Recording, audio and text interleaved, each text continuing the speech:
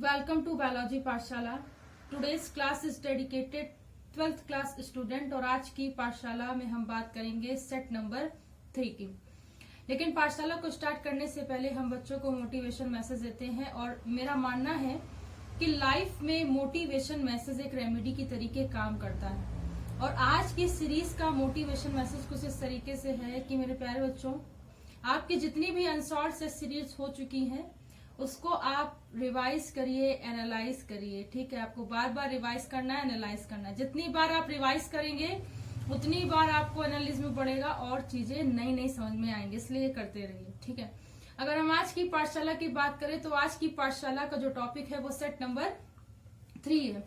और set number 3 में हमें क्वेश्चन देखना है चौथे का खा। ठीक है, कह रहा है कि असंग जनन एपोमाइसिस क्या होता है, तो भाई समझिए और इसका क्या महत्व है। एपोमाइसिस या असंग जनन जिसे हम लोग कहते हैं, उसका अर्थ ये होता है मतलब अनुपस्थित, संग मतलब संग, जनन का मतलब रिप्रोडक्शन। मतलब कि जब इसमें कोई भी रिप्रोडक्शन या रिप्रोडक्टिव ऑर्गन या सेक्स ऑर्गन नहीं होते हैं तो उसे बोलते हैं असंग जनन। इस प्रकार का जो जनन होता है, रिप्रोडक्शन होता है, बेसिकली मैं ऐसे कहूं कि एक प्रकार का वर्धी जनन ही या वेजिटेटिव रिप्रोडक्शन ही होता है बेसिकली। और वेजिटेटिव रिप्रोडक्शन में क्या होता है, आप जानते हैं कि जैसे कि किसी भी पौधे का कोई भी भाग अगर टूट जाता है तो उसी स्थान पर एक नया प्रवर्ध या आउट ग्रोथ या नई संरचना बनती है, उसी को ही हम वेजिटेटिव रिप्रोडक्शन कहते हैं। ठीक है, तो आप अगर इतनी बार बताएंगे ढंग से तो आपको मार्क्स मिलेंगे। आप इसको डिटेल में बता सकते हैं कि सारी चीजें कि कैसे कैसे कैसे कैसे ये चीजें होती हैं। ठीक है, आप उसका पूरा सा स्ट्रक्चर वेजिटेटिव रिप्रोडक्शन का बता सकते हैं। ठीक, और उसमें आप बता सकते हैं आप एक बढ़िया सा पत्ती, ठीक है, लीव्स को लेंगे और उसका एक स्ट्रक्चर, एक पार्ट को ब्रेक करके बता सकते हैं, वहीं से एक आउट ग्रोथ निकाल करके बता सकते हैं। ठीक है, तो आपको ये याद रखना है। कह रहा है कि सक्रिय और निष्क्रिय प्रतिरक्षा में अंतर लिखिए। तो जो एक्टिव इम्यूनिटी होती है, ठीक है, एक्टिव इम्यूनिटी का मतलब क्या होता है, जैसे कि मान लीजिए हमें छींक आई, ठीक है, छींक आई तुरंत क्या होता है, बिल्कुल वो बहुत एक्टिवली हमारा नर्वस सिस्टम और क्या करता है, काम करता है। ठीक है, तो उसी तरीके से एक्टिव प्रतिरक्षा भी होती, कोई भी, ठीक है, कोई भी ऐसा एंटीजन, ऐसा एक्सटर्नल फैक्टर जो हमारी बॉडी में आता है तो तुरंत वो रिएक्शन करता है। तो एक्टिव इम्यूनिटी में देखिए, मैंने इसको इसलिए कंपेयर करके आपको बताया, तो एक्टिव इम्यूनिटी में ऐसे ही होता है कि जैसे कोई चीज है, ठीक है, कोई भी स्टिमुलेशन है, ठीक है, तो उससे क्या होगा, वो बाहरी एक्सटर्नल फैक्टर के थ्रू हमारी बॉडी में आएगी तो वो तुरंत रिएक्ट करेगी। अब इसका एग्जांपल कैसे, जैसे कि मैं आपको एलर्जी बता दूं, ठीक है, एलर्जी जो है एक तरीके की एक्टिव इम्यूनिटी में ही आ जाती है, मतलब बहुत ज्यादा। मान लीजिए किसी को किसी मसालों के स्मेल से क्या होती है, एलर्जी होती है, डस्ट से एलर्जी होती है। तो जैसे ही वो एक्सटर्नल फैक्टर आता है ऑर्गन के पर्टिकुलर कांटेक्ट में, तो वो चीजें क्या करेंगी, इफेक्टिव होंगी, तुरंत वो मतलब स्टिमुलेशन के थ्रू हमारा नर्वस सिस्टम क्या करेगा, प्रतिक्रिया करता है। और इस तरीके की जो इम्यूनिटी होती है उसे एक्टिव इम्यूनिटी कहते हैं। निष्क्रिय प्रतिरक्षा क्या होती है, बहुत सारी प्रतिरक्षा ऐसी होती है, बहुत सारे एक्सटर्नल फैक्टर आ जाते हैं और बहुत बाद में बॉडी एंटीबॉडीज का फॉर्मेशन होता है। जैसे इंटरफेरॉन की अगर हम बात करें तो इंटरफेरॉन क्या है, इंटरफेरॉन वायरस के प्रति बनने वाला एक तरीके का मतलब मैं कहूँ एंटीबॉडी है, ठीक है, एक प्रोटीन है, बहुत सारे शब्दों में कह सकते हैं।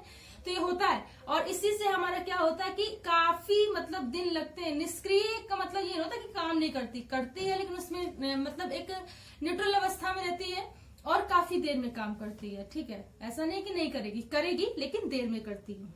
ठीक है, फिर कह रहा है घा, देखिए कह रहा है एडेप्टिव रेडिएशन अनुकूली विकिरण को परिभाषित कीजिए और उदाहरण सहित इसकी व्याख्या कीजिए। आपको ये क्वेश्चन मिलेगा और आपका काफी मतलब आना चाहिए मेरी समझ से। और मुझे जहां तक याद है ये 2-3 बार क्वेश्चन रिपीट हो चुका है। तो अनुकूली विकिरण क्या होता है, उसका क्या मतलब, यहाँ कैसे यूज है, आपके प्रैक्टिकल में ये चीजें आती हैं। आप लोग कभी ये कंफ्यूज मत होना कि बाहर से आ गया है।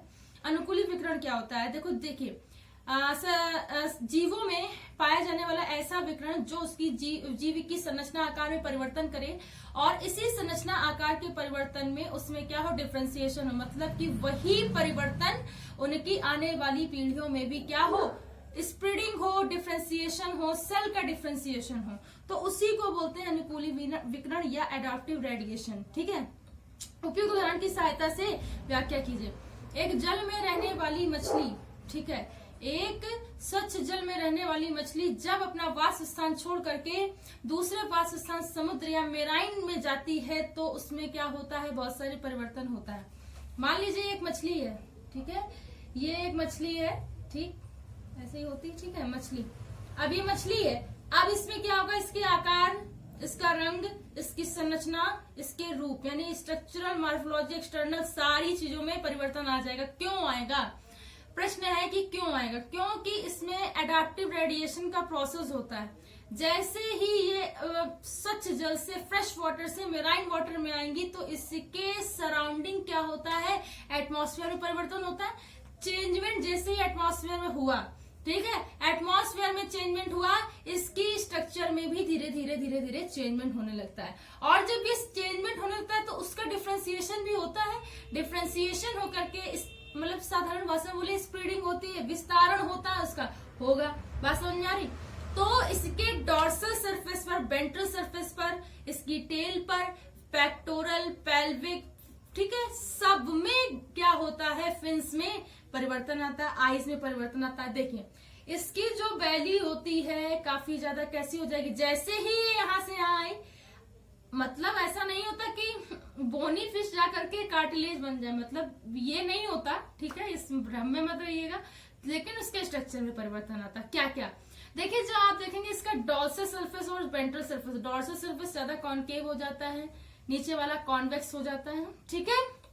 दूसरा कि इसकी आईज जो होती हैं, ठीक है, मेराइन, क्योंकि जो समुद्र होता है काफी गहरा होता है तो धीरे धीरे क्या होता है, इतना ज्यादा एडेप्टिव रेडिएशन हो जाता है कि अंधी हो जाती है, ठीक है, मतलब कि आंखें नाम की कोई चीज नहीं होती। जब यह व्यवस्था ही नहीं होती तो एक लुमिनिसेंस ऑर्गन इसमें डेवलप हो जाता है, ठीक है।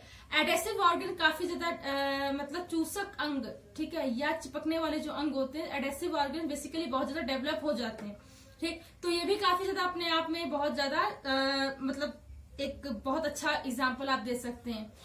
और इसमें क्या होता है कि इनमें मतलब जो प्रेडेटिंग की, मतलब जो शिकारी को पकड़ने की जो क्षमता होती है बहुत ज्यादा हो जाती है, ठीक है, शिकारी मछलियां हो जाती हैं, ठीक है। तो ये सब बहुत ज्यादा मतलब ऐसे फॉर्म में है जो एडेप्टिव रेडिएशन में होते हैं, ठीक है। इनके टीथ में परिवर्तन आ जाता है, ठीक है, आंखों में परिवर्तन आ जाता है, पेक्टोरल गर्डिल, पेल्विक गर्डिल में भी परिवर्तन आ जाता है, जो उसको मैकेनिकल सपोर्ट देते थे उसमें भी परिवर्तन आ जाता है। क्यों? क्योंकि आप देखते हैं कि उसका पानी जो कंसंट्रेशन होता है काफी ज्यादा होता है, ठीक है, तो ज्यादा गाढ़ा, ठीक है, हाई कंसंट्रेशन होता है, जिससे कि उसको एक मैकेनिकल सपोर्ट भी तो चाहिए तैरने के लिए, ठीक है, उसको तैरने के लिए मैकेनिकल सपोर्ट चाहिए, तो वो भी वो दे, मतलब वो एडाप्टिव रेडिएशन के थ्रू वो मैकेनिज्म, मतलब वो ऑर्गन डेवलप होने लगते हैं, उसी तरीके से मैकेनिज्म स्टार्ट हो जाती है। तो ये है एडाप्टिव रेडिएशन, जो आपके प्रैक्टिकल का पार्ट है और आपसे पूछ लिया गया थ्योरी में। तो प्रैक्टिकल की चीजें भी याद रखना।